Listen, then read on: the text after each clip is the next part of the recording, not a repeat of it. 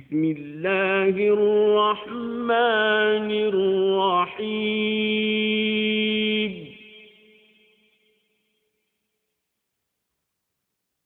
اقرأ باسم ربك الذي خلق خلق الإنسان من علق تحسنت بذي العزة والجبروت توكلت على الحي الذي لا يموت دخلت في حرز الله وفي حفظ الله وفي أمان الله بيق كافها يا عين صاد وبحق حاميم عين سين قاف وبحق ألف ألف لا حول ولا قوة إلا بالله العلي العظيم والصلاة والسلام على سيد المرسلين وعلى آله وصحبه أجمعين أما بعد أعوذ بالله من الشيطان الرجيم بسم الله الرحمن الرحيم كل نفس ذائقة الموت صدق الله العلي العظيم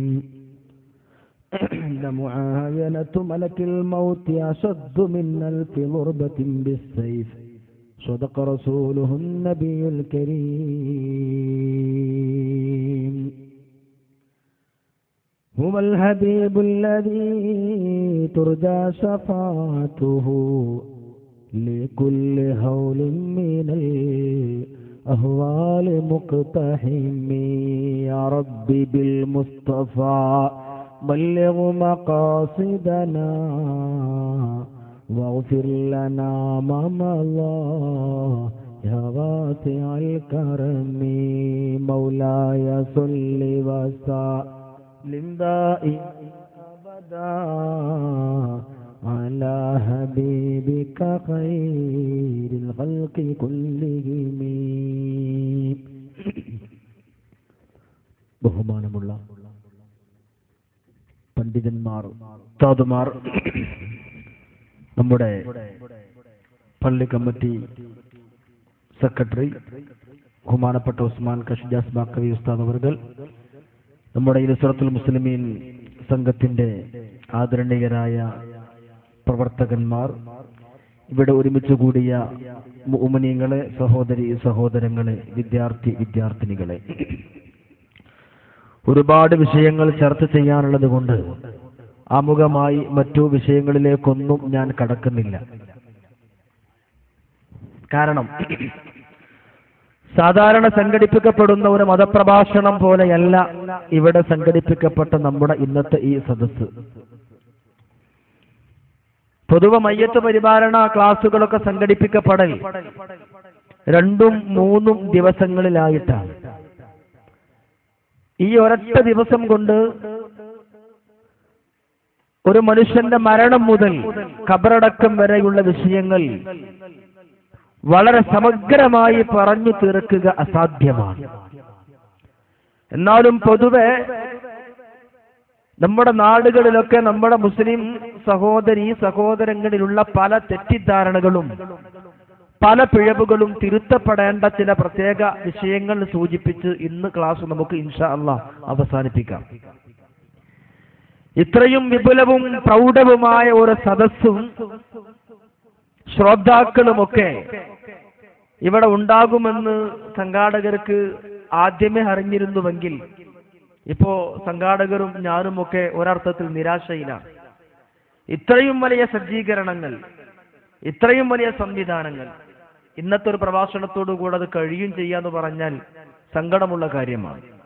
ഒരു ദിവസം കൂടി നീട്ടിയെടുക്കേണ്ടതായിരുന്നു. ഇൻഷാ അല്ലാഹ് ഈ നുസ്രത്തുൽ മുസ്ലിമീൻ യുവജന ഫെഡറേഷന്റെ പ്രവർത്തകന്മാർക്ക് ഇനിയും ഇത്തരത്തിലുള്ള പരിപാടികളൊക്കെ സംഘടിപ്പിക്കാൻ അല്ലാഹു തൗഫീഖ് പ്രദാനം ചെയ്യുമാറാകട്ടെ. ആമീൻ ബിറഹ്മതിക യാ അർഹമർ റഹീമീൻ. സാധാരണ വഅദ് പരിപാടി സംഘടിപ്പിക്കുമ്പോൾ പല ആളുകളും ഇടക്ക് സദസ്സിൽ നിന്ന് എഴുന്നേറ്റ് പോകും. ദയവായി ഈ ക്ലാസ് കഴിയുന്നത് വരെ നിങ്ങൾ എല്ലാവരും എന്നോട് സഹകരിക്കണമെന്ന് ആമുഖമായി ഞാൻ സൂചിപ്പിക്കുകയാണ്. കാരണം പല മസ്അലകളും പല പ്രായോഗിക രൂപങ്ങളും കൃത്യമായി പറഞ്ഞു തരേണ്ടതുള്ളത് കൊണ്ട് സാധാരണ വഅദ് നടക്കുമ്പോൾ ചിലപ്പോൾ കുറച്ച് കഴിയുമ്പോൾ എഴുന്നേറ്റ് പോകും. ചായ കുടിക്കാനോ വീടി വലിക്കാനോ ഒക്കെ എഴുന്നേറ്റ് പോകുന്ന രൂപം ഉണ്ടാവരുത്. കാരണം ഇതിലപ്പുറം ഇതിലും വലിയൊരു വിഷയം ലോകത്ത് ചർച്ച ചെയ്യപ്പെടാനില്ല. എല്ലാവരും ഇത് മനസ്സിലാക്കി സ്വലാത്ത് ചൊല്ലി പിരിഞ്ഞാലല്ലാത്ത ഒരാളും എഴുന്നേറ്റ് പോകരുത് എന്ന് പ്രത്യേകം ഉണർത്താൻ ആഗ്രഹിക്കുകയാണ്. ഇവിടെ പറയപ്പെടുന്ന വിഷയങ്ങളിലോ മയ്യത്ത് പരിപാലന സംബന്ധമായി എന്തൊക്കെ സംശയം ഉണ്ടെങ്കിലും അവിടെ നിന്ന് ചോദിച്ചാൽ ഞാനത് കേൾക്കില്ല. അതുകൊണ്ട് ഒരു കടലാസിൽ എഴുതിയിട്ട് നിങ്ങളുടെ സംശയങ്ങൾ എന്നെ ഏൽപ്പിക്കണം. അത് സംഘാടകർ ഇവിടൊക്കെ ഉണ്ട്. ക്ലാസ് എടുക്കുന്ന വിഷയങ്ങളിലോ അതല്ലാത്ത വിഷയങ്ങളിലോ മയ്യത്ത് പരിപാലനവുമായി ബന്ധപ്പെട്ട് എന്ത് സംശയമുണ്ടെങ്കിലും ലാസ്റ്റ് ഇൻഷാ അല്ലാഹ് അതിനൊരു മറുപടി ഇൻഷാ അല്ലാഹ് ഇവിടെ നൽകാൻ അവസരം ഉണ്ടാകുന്നതാണ്. എല്ലാവരും അത് പ്രത്യേകം ശ്രദ്ധിക്കണമെന്ന് ഉണർത്തുകയാണ്. ഈ പരിപാടിക്ക് വേണ്ടി സഹകരിച്ച ഒരുപാട് ആളുകൾ, കാരണം ഇത്ര വിപുലമായൊരു പരിപാടി ഇവിടെ ഒരുക്കപ്പെടണമെങ്കിൽ ഇതിന്റെ പരസ്യം, ഇതിന്റെ പ്രചരണങ്ങൾ, ഇതിന്റെ നോട്ടീസുകൾ, ഫ്ലക്സ് ബോർഡുകൾ, ഇതിനു വേണ്ടി കഠിനാധ്വാനം ചെയ്ത ഒരുപാട് പ്രവർത്തകന്മാരുണ്ട്. അർഹമുർ റഹീമീനായ അല്ലാഹു റഹ്മത്തിന്റെ മലക്കിറങ്ങുന്ന ഈ സദസ്സിന്റെ ബറക്കത്തുകൊണ്ട്, നമ്മുടെയൊക്കെ ദുആന്റെ ബറക്കത്തുകൊണ്ട് അവർക്ക് അർഹമായ പ്രതിഫലം രണ്ട് ലോകത്തും പ്രദാനം ചെയ്യുമാറാകട്ടെ. റഹ്മാനായ അല്ലാഹുവേ, ആ പ്രവർത്തകന്മാർക്ക് നല്ല ഭാവിയും നല്ല ജീവിതവും പ്രദാനം ചെയ്യണേ റഹ്മാനെ.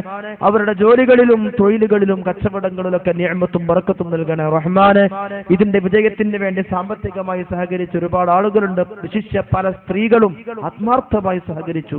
റബ്ബേ, അവരുടെയൊക്കെ വീട്ടിലും കുടുംബത്തിലും ഐശ്വര്യവും ബറക്കത്തും പ്രദാനം ചെയ്യണേ റഹ്മാനെ. പ്രത്യേകിച്ച് ഈ പരിപാടിയുമായി അകമഴിഞ്ഞ് സഹായിക്കുകയും എല്ലാവിധ സഹകരണങ്ങളും ചെയ്ത് ധന്യമാക്കിയത് ഈ പരിസരത്തിലുള്ള എന്റെ പ്രിയങ്കരായ സ്നേഹം നിറഞ്ഞ അമുസ്ലിം സഹോദരങ്ങളാണ്. ഒരുപാട് ഹൈന്ദവ സഹോദരങ്ങൾ ആത്മാർത്ഥമായി സഹകരിച്ചു.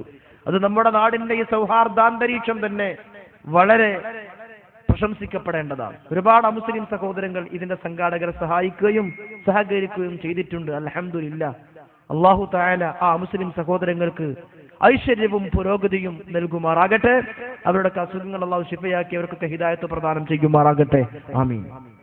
പ്രിയമുള്ള മുഅ്മിനീങ്ങളെ, ബഹുമാനപ്പെട്ട സലാം ഉസ്താദ് അവർകൾ സൂചിപ്പിച്ചു മയ്യത്ത് പരിപാലന വിഷയം പഠിക്കുന്നതിന്റെ പ്രാധാന്യം.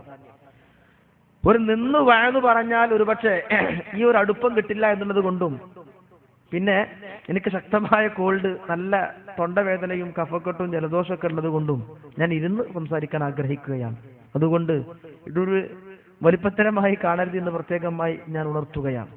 മാത്രവുമല്ല, ചില പ്രായോഗിക രൂപങ്ങൾ കാണിച്ചു തരേണ്ടതുണ്ടാകുമ്പോൾ ഇരിക്കലായിരിക്കും കൂടുതൽ സൗകര്യപ്രദം എന്നുള്ളത് കൊണ്ടുകൂടിയാണ് ഞാൻ ഇരിക്കുന്നത്. അല്ലാഹു തആല നമുക്ക് നാഫിആയ ഇൽമുകൾ മനസ്സിലാക്കുവാനും പഠിക്കുവാനും തൗഫീഖ് പ്രദാനം ചെയ്യുമാറാകട്ടെ. ആമീൻ. നമ്മുടെ നാട്ടിൽ നിരന്തരം മരണങ്ങൾ നടന്നുകൊണ്ടിരിക്കുന്നു. നമ്മുടെ കുടുംബങ്ങളിൽ മരണം നടക്കുന്നു. മരിച്ചാൽ ആ വീട്ടിൽ കരച്ചിൽ നടക്കുന്നു. നമ്മൾ ചിന്തിക്കുന്നുണ്ടോ നാളെ നമ്മളും മയ്യത്താണ്? നമ്മുടെ മയ്യത്ത് വീട്ടിന്റെ മുമ്പ് അല്ലെങ്കിൽ സിറ്റ് ഔട്ടിലോ ഡൈനിങ് ഹാളിലോ വെച്ച് മയ്യത്ത് മൂടി ആളുകൾ ഓരോരുത്തരായി കാണാൻ വരുമ്പോ നമ്മുടെ തലയിൽ നിന്ന്, ആ മയ്യത്തിന്റെ തലയിൽ നിന്ന് ആ കഫംപുടവ നീക്കി ഒരുത്തൻ മുഖം കാണിച്ചു കൊടുക്കുമ്പോൾ നമ്മളും ചിന്തിക്കുക, നമുക്കും ഇതുപോലെ ഒരു ദിവസം വരാനുണ്ട്. മരിച്ച വീട്ടിൽ മരിക്കുമ്പോ, മരിച്ച വീട്ടിൽ കരയുമ്പോ അസ്രായീൽ അലൈഹിസ്സലാം വിളിച്ചു പറയും, എടാ നീ നിന്റെ മേലിൽ കരയടോ, ആ മയ്യത്തിന്റെ മേൽ നീ കരയല്ലേ. ആ മയ്യത്ത് ഒരു കടമ്പയെങ്കിലും കടന്നു, നീ അതും കടന്നിട്ടില്ലല്ലോ. മരിച്ച ഭർത്താവിന്റെ പേരിൽ ഭാര്യ കരയുമ്പോ, പിതാവിന്റെ പേരിൽ മക്കൾ കരയുമ്പോ, മരിച്ച ജ്യേഷ്ഠന്റെ മയ്യത്ത് വെച്ചുകൊണ്ട് അനിയന്മാര് കരയുമ്പോ, മരിച്ച പെങ്ങളുടെ മയ്യത്തിന്റെ മുമ്പിൽ ആങ്ങളമാര് കരയുമ്പോ, ആങ്ങള മരിച്ചാൽ പെണ്ണുങ്ങൾ പെങ്ങന്മാര് കരയുമ്പോ മലക്കുകൾ അവരോട് പറയുന്നുണ്ടത്രേ, വിഡ്ഢികളെ, നിങ്ങളെ മേൽ കരയൂ, ആ മയ്യത്തിന്റെ മേൽ കരയല്ല. ആ മയ്യത്ത് ഒരു മരണമെന്ന കടമ്പയെങ്കിലും തീർന്നു കഴിഞ്ഞു, നിങ്ങൾക്കതും കഴിഞ്ഞിട്ടില്ലല്ലോ. നമ്മളൊക്കെ മരിച്ച് മയ്യത്തങ്ങിറങ്ങുമ്പോ എല്ലാവരും കരയാണ്, പടച്ചോനെ എനിക്ക് ആരാണുള്ളത്, എന്റെ വാപ്പ പോയല്ലോ, ഇനി ആരാണുള്ളത്? പഠിച്ചോനെ എന്റെ പ്രിയപ്പെട്ട ഭാര്യ പോയല്ലോ, എനിക്കാരാണുള്ളത്? എന്റെ മകൻ പോയല്ലോ, എനിക്കെന്റെ സഹോദരൻ പോയി, ഇനി ആരാ നിൽക്കുന്നത്? ഇനി ആരാ നിൽക്കുന്നത് എന്ന് പറഞ്ഞ് പൊട്ടിക്കരയുമ്പോൾ ഒരു മനുഷ്യൻ പോലും ചിന്തിക്കുന്നില്ല ഈ മരിച്ചുപോയ മയ്യത്തിന് ആരാണുള്ളത് എന്ന്. നമ്മൾ പറയും എനിക്കിനി ആരാണുള്ളത്? ഒരു സെക്കൻഡ് ചിന്തിക്കുണ്ടോ ഈ മരിച്ച മയ്യത്തിന് ആരാണുള്ളത്? നമുക്ക് ഇനിയും വേറെ ആളുകളുണ്ട്, നമുക്ക് ഇനിയും ഈ ഭൂമിക്ക് മുകളിൽ പല സുഹൃത്തുക്കളും പല സഹോദരങ്ങളും പല ആളുകളുണ്ട്. ഈ മയ്യത്തിന് ഇനി ആരാണുള്ളത്? ചിന്തിക്കുന്നില്ല. അള്ളാഹു നമ്മുടെയൊക്കെ മരണം ഹൈറാക്കി തരുമാറാവട്ടെ. കാരണം മലക്കിൽ മൗത്തി അശദ്ദു മിൻ അൽഫി ദർബത്തിൻ ബിസ്സൈഫ്, സ്വഹീഹായ ഹദീസാണ്. 1000 വട്ടം മൂർച്ചയുള്ള വാള് കൊണ്ട് ഒരു മനുഷ്യനെ വെട്ടുക, എത്ര വേദന ഉണ്ടാകും? അതിനേക്കാളും വലിയ വേദനയാണ് സാധാരണ വിരിപ്പ് കടന്ന് മരിക്കുന്ന മരണമെന്ന് മുഹമ്മദ് മുസ്തഫ സല്ലല്ലാഹു അലൈഹി വസല്ലം ഹദീസ്. ലമുആയനത്തു മലക്കിൽ മൗത്തി, ഇസ്രായീൽ അലൈഹിസ്സലാമിനെ കണ്ടുമുട്ടൽ അശദ്ദു മിൻ അൽഫി ദർബത്തിൻ ബിസ്സൈഫ്, മൂർച്ചയേറിയ വാള് കൊണ്ടുള്ള 1000 വെട്ടിനേക്കാൾ വേദനാജനകമാണ് എന്ന് നബിയുനാ മുഹമ്മദ് മുസ്തഫ സല്ലല്ലാഹു അലൈഹി വസല്ലം. 1000 വെട്ടിനേക്കാൾ വേദനയാണ്. ഇനിയോ നബി തങ്ങൾ പറയുന്നു, ഇന്നൽ മലായികത തഹ്ബിസു ബനി ആദം ലൗലാ ദാലിക ലകാന യഅദു ഫി സുഹാറാ മിൻ ശിദ്ദത്തി സകറാത്തിൽ മൗത്ത്. മയ്യത്ത് കുളിപ്പിച്ചവരോട് ചോദിച്ചു നോക്കുന്നുണ്ട്, അധികം മയ്യത്തും മരണസമയത്ത് ഒന്ന് വിസർജിച്ചിട്ടുണ്ടാകും, കാഷ്ടം പുറത്തു വന്നിട്ടുണ്ടാകും, മൂത്രം പുറത്തു വന്നിട്ടുണ്ടാകും. അധിക മനുഷ്യൻ മരിക്കുമ്പോൾ മലമൂത്ര വിസർജനം പുറത്തു വരും, പേടി കൊണ്ട്. സുബ്ഹാനല്ലാഹ്. നോക്കൂ നിങ്ങൾ, വിധങ്ങൾ പറഞ്ഞത് ഈ മയ്യത്തിനെ മരിക്കാൻ പോണ സമയത്ത് ഈ മയ്യത്ത് സക്കറാത്തിന്റെ വേദന കൊണ്ട്, ഭീകരാവസ്ഥ കൊണ്ട് ഈ മയ്യത്ത് പേടിച്ച് അന്താളിച്ചു പോകും. ഈ മയ്യത്തിനെ മലക്കുകൾ അവിടെ പിടിച്ചു വെക്കണോണ്ടാ, അല്ലെങ്കിൽ മരണവേദന കൊണ്ട് മരുഭൂമിയിലൂടെ ഓടി ഓടി അവൻ നടക്കും വേദന കൊണ്ട്. പക്ഷെ മലക്കുകൾ പിടിച്ചു വെക്കണോണ്ടാണ്, അതാ മരണവേദന. നമ്മൾ ചിന്തിക്കുന്നുണ്ടോ? നബിതങ്ങൾ എപ്പോഴും ദ്വാരക്കും ഹവ്വിന്നലയ്യ സക്കറാത്തിൽ മൗത്ത്, പടച്ചോനെ മരണത്തിന്റെ വേദനയിലേക്ക് എളുപ്പമാക്കി തരണേ. ആത്മാർത്ഥമായി തിരക്ക് പിടിച്ച ജീവിതത്തിനിടയിൽ നമ്മൾ ചിന്തിക്കണം, നമുക്കൊക്കെ വരാനുള്ള ഒരു ദിവസം നമ്മളൊക്കെയും മരണപ്പെട്ടു പോകും. ഈ പ്രസംഗിക്കുന്ന ഞാനും നിങ്ങളും ലോകത്താരും ശാശ്വതമല്ല. ഈ മരണത്തിന് ശേഷം നമുക്കുള്ള ലോകം, അതിനു വേണ്ടിയാണ് നമ്മൾ അമല് ചെയ്യേണ്ടത്. അള്ളാഹു നമുക്ക് ഖൈർ പ്രദാനം ചെയ്യുമാറാകട്ടെ. ആമീൻ.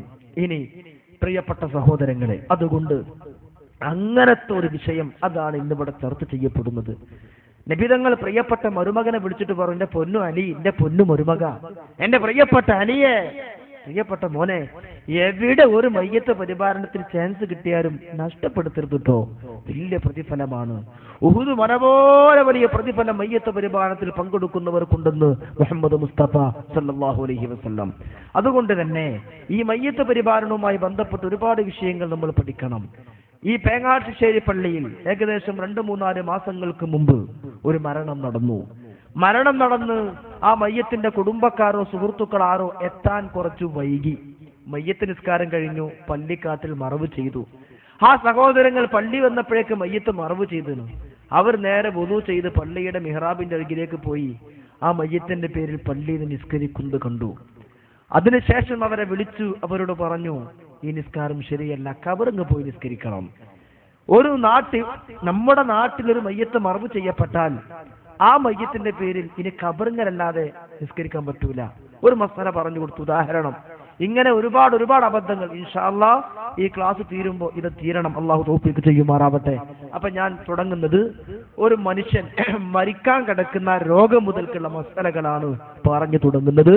സാധാരണ നീട്ടിപ്പരത്തിയുള്ള കഥകളും ചരിത്രങ്ങളും ശൈലിയും താളാത്മകമായി പറയുന്ന വഅദിന് പകരം ഒരു ക്ലാസ് ആയി നിങ്ങൾ ഇത് ഉൾക്കൊള്ളണം. പിന്നെ ശബ്ദം എനിക്ക് വളരെ കുറവാണ്, എല്ലാവരും സഹകരിക്കണമെന്ന് പ്രത്യേകം ഉണർത്തുന്നു. പ്രിയപ്പെട്ട മുഅ്മിനീങ്ങളെ, നമ്മുടെ നാട്ടിലും നമ്മുടെ കുടുംബങ്ങൾക്ക് ഒരുപാട് രോഗികളുണ്ട്. ആദ്യമായി ഞാൻ ഉണർത്തുന്നു, ഹബീബായ റസൂലുള്ളാഹി നബി തങ്ങൾ പറഞ്ഞു, ആരെങ്കിലും രോഗമായി കിടക്കുമ്പോൾ, ആരെങ്കിലും സുഖമില്ലാതെ കിടക്കുമ്പോ അവന്റെ ഫീ മറളി മൗതിഹി, ആ രോഗത്തിൽ ആരെങ്കിലും 100 വട്ടം ഖുൽ ഹുവല്ലാഹു ഓതിയാൽ ആ മനുഷ്യൻ മരണപ്പെടുമ്പോ ഷഹീദായി മരണപ്പെടുമെന്നും അവന്റെ ദോഷങ്ങളൊക്കെ പൊറുക്കപ്പെടുമെന്നും അവന്റെ ഖബറിൽ അല്ലാഹു ശിക്ഷ നൽകുകയില്ല എന്നും ഖബറിന്റെ ഞെരുക്കത്തിൽ നിന്ന് അല്ലാഹു രക്ഷ കൊടുക്കുമെന്നും സിറാത്ത് പാലത്തിലൂടെ അവൻ പോകല് മലക്കുകളെ കൈകളിലൂടെ ആയിരിക്കുമെന്നും മുഹമ്മദ് മുസ്തഫ. ശരിക്കും പഠിക്കണട്ടോ, അമൽ ചെയ്യാൻ വേണ്ടിയാണ്. ക്യാൻസർ രോഗമുള്ള ഉപ്പമാരുണ്ട് ഇവിടെ, നമുക്ക് ക്യാൻസർ രോഗം ബാധിച്ച ഉമ്മമാരുണ്ട്. വാർദ്ധക്യ സഹജമായ രോഗം മൂലോ ഇന്ന് രക്ഷപ്പെടുമെന്ന് പ്രതീക്ഷിക്കാതെ അങ്ങനെ തന്നെ മരണപ്പെട്ടു പോകലാണ് പതിവ്. അങ്ങനത്തെ രോഗമുള്ള പല ആളുകളും നമ്മുടെ കുടുംബങ്ങളിലുണ്ടെങ്കിൽ ഹദീസ് കേട്ടോ, ആരെങ്കിലും അങ്ങനെ കിടപ്പിലായി കടന്ന, ആരെങ്കിലും രോഗത്തിലായി അങ്ങ് കടന്നാൽ ആ കിടത്തത്തിൽ 100 ഖുൽഹു വല്ലാഹു ഓതിയാൽ, ഒരു ഹദീസിൽ 400 എന്നുണ്ട്, അതോതിയാൽ ഖബറിന്റെ ഞെരുക്കത്തിൽ നിന്ന് രക്ഷപ്പെടുകയും ഈമാൻ സലാമത്താവുകയും ചെയ്യും. മാത്രമല്ല സിറാത്ത് പാലത്തിലൂടെ മലക്കുകൾ അവരെ ചുമന്നു കൊണ്ടുപോകുമെന്ന് നബിയുനാ മുഹമ്മദ് മുസ്തഫ. ഇത് നമ്മൾ പഠിപ്പിച്ചു കൊടുക്കുക. പാപ്പാ മരുന്ന് കുടിച്ചോ, ഉമ്മ നിങ്ങൾ രാവിലത്തെ ഗുളിക കഴിച്ചോ എന്ന് പറഞ്ഞതിന് പുറമെ ഇതൊക്കെ ഒന്ന് പറഞ്ഞു കൊടുത്തു നോക്കുക. എന്നാൽ ഖബറിൽ രക്ഷപ്പെടും, പരലോകത്ത് രക്ഷ ഉണ്ടാവും. നമ്മൾ ഈ ദുനിയാവിലെ ഡോക്ടറെ മരുന്ന് എടുത്തോ അല്ലെങ്കിൽ ഇൻസുലിൻ വെച്ചോ എന്ന് മാത്രം ഓർമ്മിപ്പിക്കാതെ ഇതൊക്കെ ഓർക്കുക. ഇനി മറ്റൊന്ന്, ആരെങ്കിലും സുഖമില്ലാതെ കിടക്കുമ്പോ ലാ ഇലാഹ ഇല്ലാ അൻത സുബ്ഹാനക ഇന്നി കുൻതു മിനൽ ളാലിമീൻ എന്ന് 40 പ്രാവശ്യം ചൊല്ലിയാൽ ആ രോഗം സുഖപ്പെടുമെന്നും ഇനി സുഖപ്പെടുന്നില്ലെങ്കിലോ മരിക്കുമ്പോ ഈമാൻ സലാമത്താകുമെന്നും ഒരു ഷഹീദിന്റെ പ്രതിഫലം അല്ലാഹു കൊടുക്കുമെന്നും നബിയുനാ മുഹമ്മദ് മുസ്തഫ. ആ രോഗം സുഖാകുമ്പോ ദോഷങ്ങളൊക്കെ പൊറുക്കപ്പെട്ടിട്ടുണ്ടാകും. എന്ത്? ലാ ഇലാഹ